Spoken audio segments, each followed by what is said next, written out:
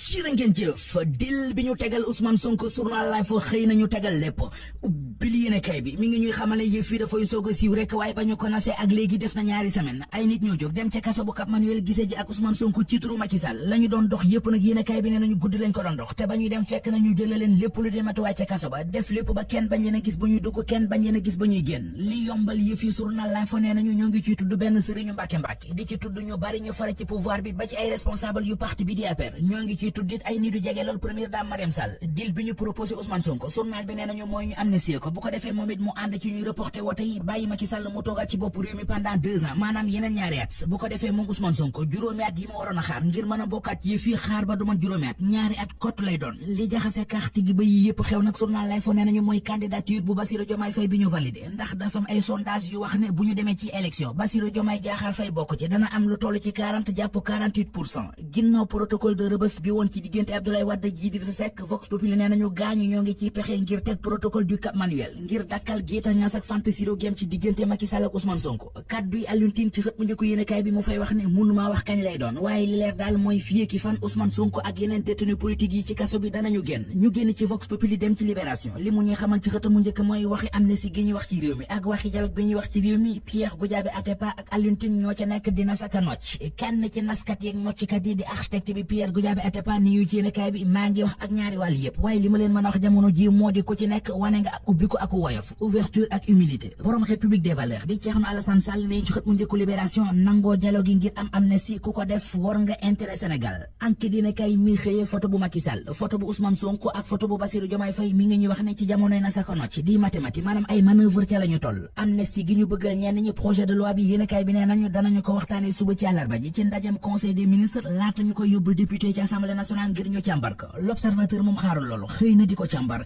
ubbil yéenekaay bi mi ngi ñuy wax ne bëgg a dalal dënni ñaaxo yu ñuy dund ci réew mi dakk ba ñu mën fee organiser ay élection présidentielle ci ak dal moo waral njiit réew mi bëgg a amnistie ñi ñu jàppoon ci manifestation yi fi woon mars 2021 ak juin 2023 waaye am na ay analyse politique di ñuy gëstoo ko xeltu jëme ci politique yu réew mi yoo xam ne li ñu jàpp mooy nee nañu bëgg a décrispé warata tax ba yi fi xewoon yépp lépp di fi doxe di tàbbi géej kenn ci ñoom mu di journaliste bi di Aliou Ndiaye moom li mu gis mooy réew mi toll na foo xam ne dafa jot sëkk ñu sàkk ci pexe nee na li fi faatu bari na li fi yàqu bari na waaye bu ñuy jéggale ak di amnistie am na ci yoo xam ne waru cee bokk lu ci mel ni minibus bi ñu fi taaloon ba ay doomi aadama faatu woon ci Aliou Ndiaye pare jox docteur Momar Thiam moom it mu joxe xalaatam l'observateur nañu waaye ak lu ci mën di xew président Macky Sall ak li mu bëgg a def laata mu koy def nag ci xalaat bu baax a baax ndax ay nit ñu bari dee nañu ci ñu lakk fi ay këri jàmbur taal fi ay watay jàmbur dajji fi ay boutique jàmbur lakk fi ay station toj fi ay magasin ñu bari doxe fa ñàkk seen liggéey mu toggoon askan yu fitna gudul jeex ñi ñu jàppoon na ñoo def loolee ba taxaw ñu jàppoon leen bu ñu bëggee xëy ne dañ leen di amnistie loolee bala ko kenn di def na ko xoolaat xalaat ko ñi seeni xel ak xalaat nekk ci li xew ci réew mi ba ñu génn di ca wax réew mi quotidien nee nañu mooy ñaari njiit réew yi fi woon di Abdou Diouf ak Abdoulaye Wade